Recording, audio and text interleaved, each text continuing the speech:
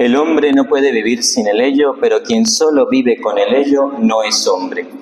Con esta premisa fundamental del filósofo austriaco Martin Buber, doy inicio a esta defensa. Buenos días, honorables miembros del jurado, doctor Ricardo Contreras, licenciado Pedro Hernández, estimado tutor presbítero doctor Ramón Paredes, rector de esta institución, y todo el público presente.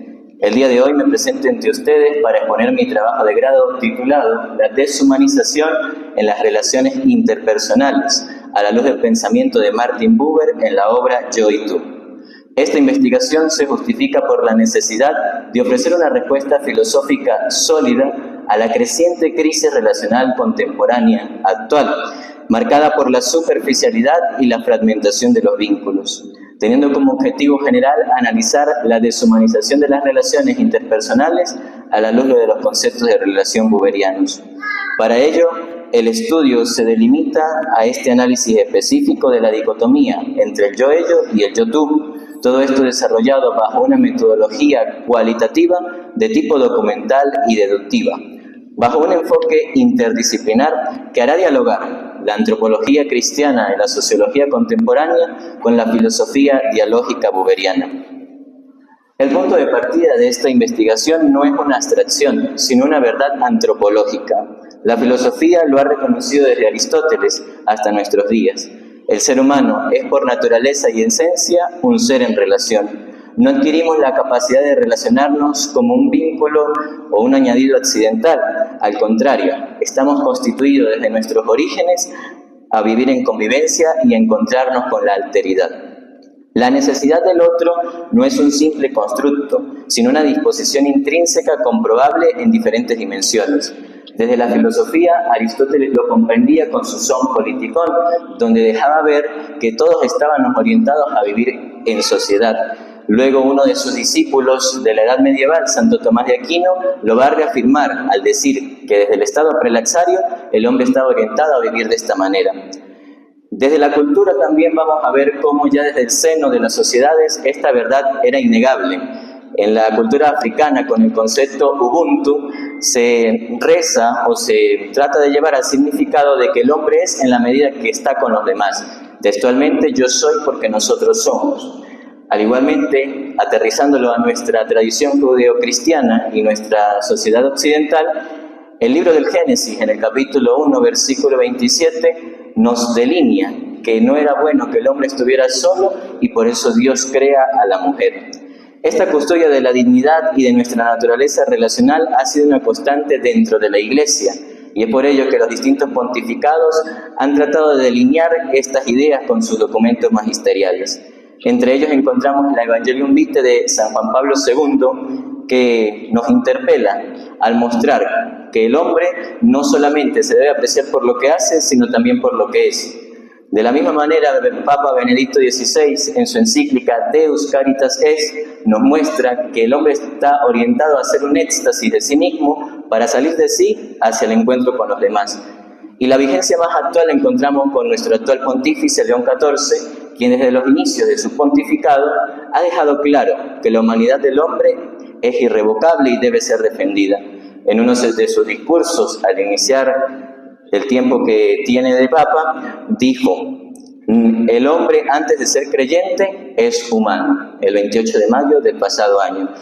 Y esta idea la condensa de manera especial en su reciente encíclica Magnificas Humanitas, la cual fue publicada hace apenas algunas semanas, en la que se nos muestra que la dignidad humana debe ser defendida, pero precisamente de este problema de la deshumanización, palabra que menciona al menos 13 veces.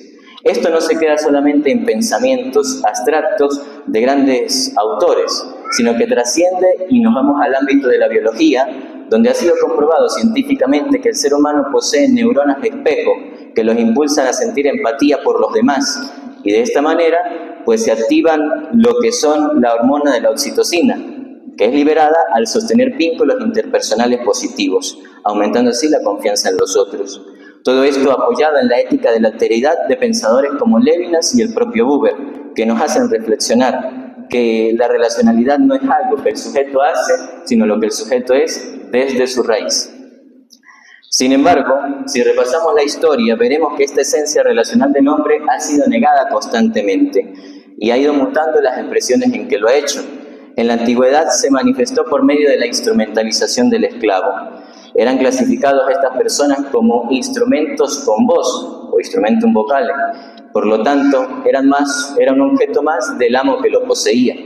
En la edad medieval o el medioevo se vivió la exclusión sistemática del hereje, ya que al no estar de acuerdo con las creencias para el momento, pues de esta manera eran excluidos de la sociedad. En la edad moderna esta lógica se traslada al nuevo continente. La deshumanización del indígena lleva a afirmar a muchas personas que estos carecían de alma y por tanto, al despojarlo de su condición sine qua non para el colmo del momento, pues eran considerados seres inhumanos. Posteriormente, ya en la contemporaneidad, a través de los regímenes totalitaristas, vamos a encontrar que el individuo pasó a ser un mero número, tipo de alguna forma de intercambio entre los gobiernos de los países, para así poder mediar soluciones a los conflictos que los gobiernos tenían. Y de la misma manera, el colectivismo impulsado por el marxismo va a llevar a que el hombre pierda su individualismo para ser clasificado meramente una sociedad, perdiendo su capacidad de ser persona, o la capacidad de ser un individuo de la persona. Es preciso reconocer que estas técnicas de deshumanización no carecieron de resistencia, pues frente a los intentos de cosificación, por ejemplo, del nativo americano, hubo diversos autores que se opusieron a afirmar que los indígenas no tenían alma, entre ellos Fray Bartolomé de las Casas, que pues a través de sus escritos dejó claro que la dignidad del indígena era defendible, porque ellos tenían racionalidad. De esta manera lograron que la Iglesia también lo manifestara en la bula papal Sublimis Deus, que reconoció de manera inequívoca la humanidad y la libertad de los indígenas. Asimismo, la reina Isabel la Católica pedía en el codicilio de su testamento que se tratara con dignidad a estos seres humanos. También encontramos que se trató de defender pues, muy fuertemente lo que fue en el medioevo, todo lo que estuvo presente en cuanto a que no solamente fue la leyenda negra contada por los ingleses, sino que de hecho, aunque sí hubo una exclusión sistemática, la Iglesia no estuvo tan, podemos decir, inmiscuida en los delitos a los cuales le eran acusados. Nuestra actual crisis de deshumanización ocurre precisamente por la absolutización del mundo del yo-ello. Como lo decía al inicio con la epígrafe que mencioné para iniciar el discurso, el yo-ello no es meramente malo, pues ha de ser entendido como algo necesario para que la relación en la que el sujeto observe su entorno, pueda extraer datos y poder dominar así a lo que tiene enfrente, al mundo que se rodea. Sin embargo, pues tenemos que decir que el ello padece de una pasividad absoluta, pues se niega de alguna u otra forma la vulnerabilidad del otro al tener de alguna u otra forma todas estas ideas que nos van llevando pues, a un distanciamiento utilitario y una objetivación. Es necesario decir que encuentra contraste con el mundo del yo-tú, el mundo de la verdadera relación, donde hay un encuentro genuino y una presencia absoluta. Acá, en este momento, no hay un cálculo, sino hay un diálogo vivo. En ambos, el yo es distinto, pero esto no quiere decir que describan a dos personas distintas, sino a dos posturas de comportarse frente al mundo. Como hemos dicho, el yo-ello está limitado al pasado, por lo que es regido por una ley de causa y efecto. Por lo tanto, Buber es claro al afirmar que el ello no es intrínsecamente malo, es necesario para coordinar la vida, pero la raíz de la crisis será la absolutización de esta actitud.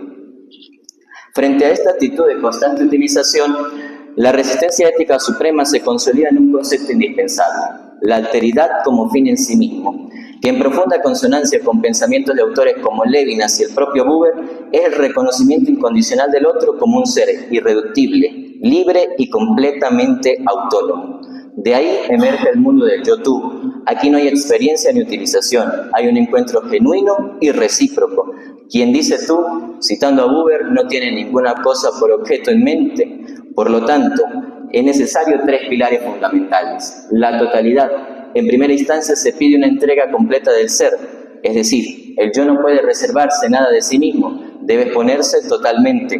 En segundo momento, la presencia, se abandona los esquemas mentales, los recuerdos y cualquier cosa que traslade al pasado para vivir el momento presente frente al otro. Y en tercer momento, la reciprocidad. Cito, el yo afecta al tú y el tú afecta al yo transformándose mutuamente.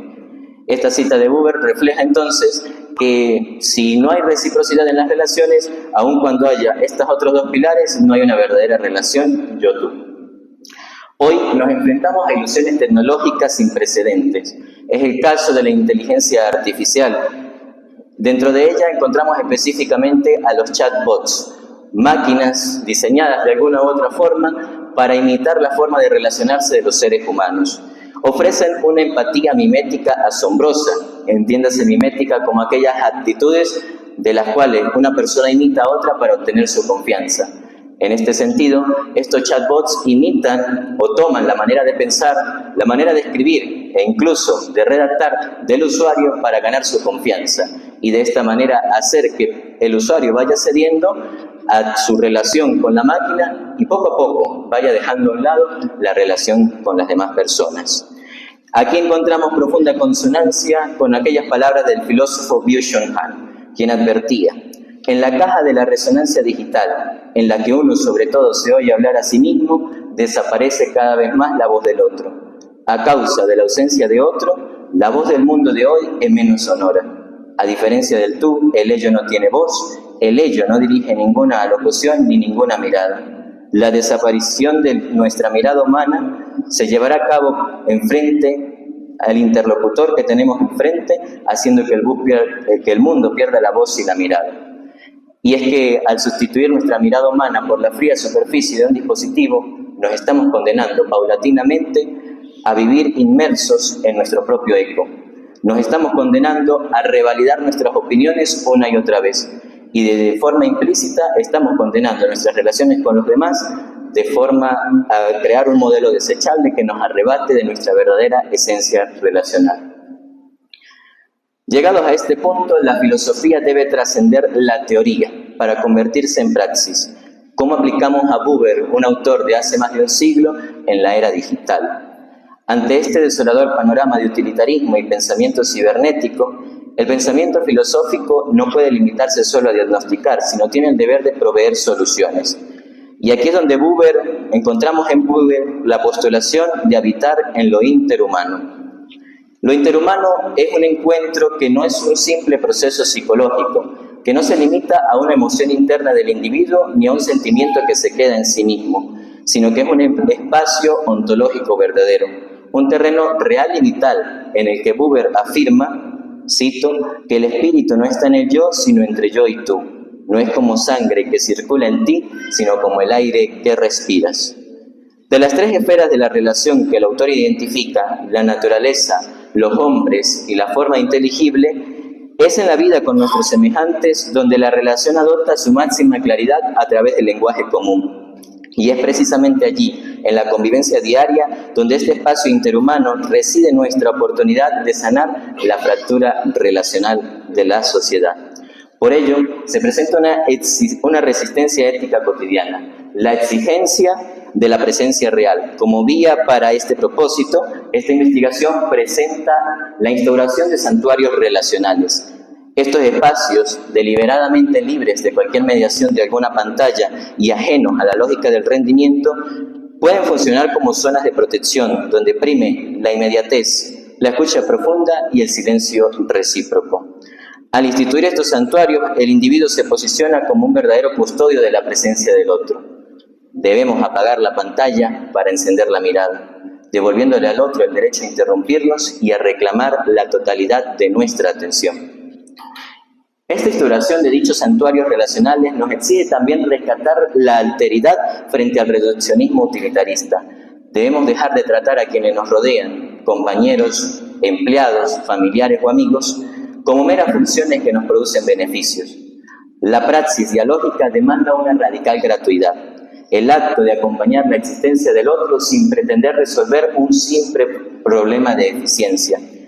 Pero para que este espacio interhumano dé frutos es necesario la práctica de la escucha.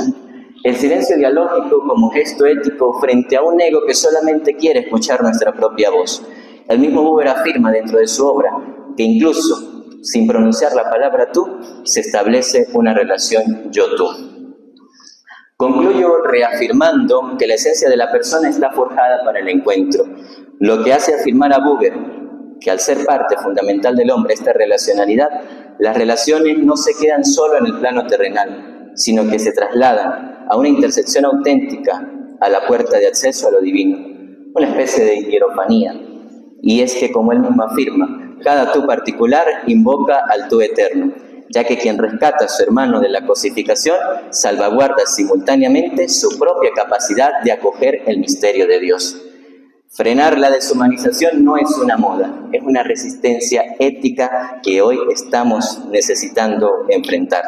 Es la valentía de decir un sí absoluto frente a la alteridad, de manera que la salvación de nuestros vínculos no dependerá de la sofisticación de la inteligencia artificial o de los avances tecnológicos, sino dependerá de la valentía de quien decida decir voluntariamente un tú frente al otro, recordando siempre que el ser humano, en su sustancia más profunda, ha sido forjado ineludiblemente para el encuentro. Muchas gracias.